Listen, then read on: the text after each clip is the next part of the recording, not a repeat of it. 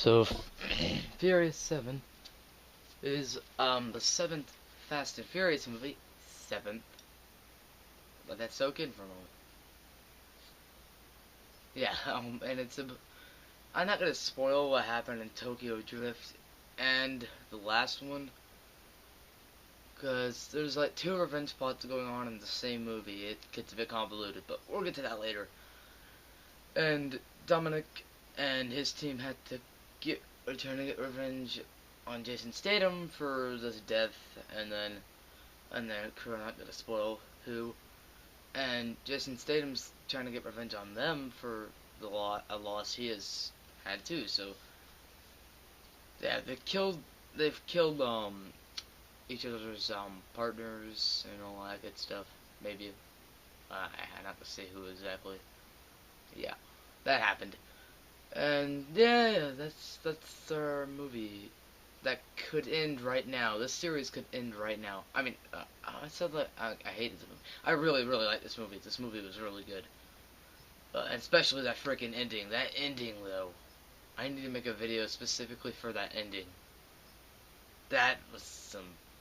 Oh, I love that. But we'll get to that later as well. So, yeah. Um, Get my thoughts on Fast and Furious very quickly. The franchise. First one was good, sort of. Second one was bad. Third one was terrible. Fourth one was decent. Fifth one was awesome. Sixth one was really good. And this one was also really good. So, there you go. Caught up with Fast and Furious. I'll have my rank numbers at the end. So, Furious 7 is... I'll get the negatives out of the way first. Usually I don't like to do that, but I don't have too many of them. So I'll get them out of the way first. First, the plot is a bit convoluted. Even if Paul Walker hadn't died, tragically, Rip Paul Walker, it probably still would have been the same way, because it felt like, with the two revenge plots, it felt really jumbled and convoluted at some points. It felt like two different movies in one movie. It was kind of like the movie Focus that I reviewed a few weeks ago. It's kind of like that. I feel like the two different movies at times. Some from the same franchise, obviously, but like half of it felt kind of like Fast and Furious 8, and some felt like Furious 7. So I don't know. That was the problem, and there were a couple little pacing issues here and there. And Jason Statham's villain gotta be probably maybe the worst villain of the year so far. One of them, at least, that I've seen in movies. One of them. He was so wasted. He did not feel relevant at all. I did not care. He did not feel menacing at all. Yeah, that was a bummer. And this movie is very unrealistic. Obviously. You gotta turn that part of your mind off, though, going into this movie. Don't take this movie seriously. But please, whatever you do, not take this movie seriously.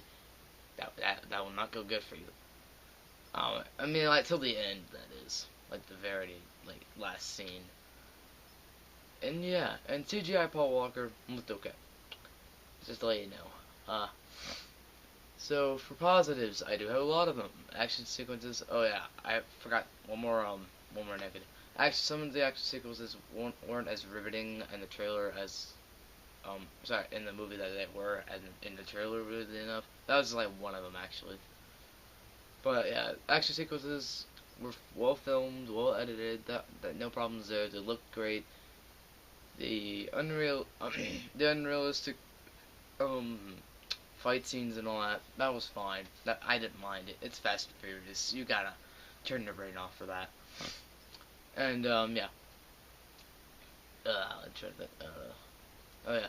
And the acting's really good, especially from Vin Diesel and Paul Walker. They had great chemistry for what Paul Walker's in the movie, at least. Yeah, CGI Paul Walker looked okay. I didn't really notice it much, so that was nice. I'm trying to think of more positives. But yeah, it's a really fun movie. There's not much you could say about this movie. It's really fun. It looks great. The fast cars are great. Um, yeah. There isn't much you can say about this movie. And the ending, we'll get to that now. No spoilers, but the ending almost had me in tears. I was holding it back so hard. It was really hard not to cry. man, the way they put the farewell to Paul Walker in this movie is amazing. I love that his career didn't die along with them with Brick Mansions. Brick Mansions was a terrible movie. We're not talking about that. I'm so happy this was his last movie. His career is remembered forever now. I'm so happy about that. And yeah, the ending was just amazing. I mean, Vin Diesel had a personal message in that ending, and I felt really bad for Vin Diesel. um, but everyone works together well, and the humor is still there. After I mentioned the ending, even though the ending was really sad in a way, but happy. Yeah, the humor is definitely there. It's actually a pretty funny movie. Which is nice because that's what I liked about Fast 5 and Fast and Furious 6. Um, yeah, I just bought Fast 5. I just watched it again last night. It's a great action movie that holds up, but we're not talking about that. So yeah, this Furious 7 is a really good entry to the series. I really want it to end here because this is the perfect way to end it. And without Paul Walker, what is Fast and Furious? Let's be honest with ourselves. That's why I didn't like Tokyo Drift at all. He wasn't too Fast and Furious, but I didn't feel like he was that great in that movie for some reason. But yeah, I loved him in Varsity Blues though. So Furious 7, I'm gonna give it a B. I mean, it's not a terrific movie, like it's not like amazing, but it has really good action sequences. Everyone does a pretty solid job. And the ending was amazing. Best ending we probably had this year, one of them at least. It's between Kingsman and this for the best ending. Kingsman had the more funny approach to it. This had the more serious, sad, but happy approach. But yeah, Rip Paul Walker, farewell. Yeah, it's just sad. I don't want a Fast and Furious 8. I really don't. I really do not want a Fast and Furious 8. It really needs to end here. This is a great conclusion. Plus, this is not going to be as I said, this is not going to be the final ride at all. That's not happening. I wish it would be though. Not because I don't like the series at all. It's because I like 5 of 7 of them, so that's actually pretty good. But it's just because they ended it so well. It doesn't need another one. Please, if anyone is watching this, I know they are, but I mean anyone from the studios and crap.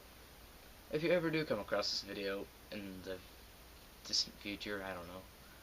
Please don't make another one. Please don't. This is an amazing ending. So I promised my rankings at the end. So my rankings would be 5, Fast 5 of I'm not gonna say titles. 5, 6, 7, 1, 4, 2, 3. That's a good one. I'll stick to that list. So that is my review of Furious 7. I ripped Paul Walker again. Man, it's sad to see him go.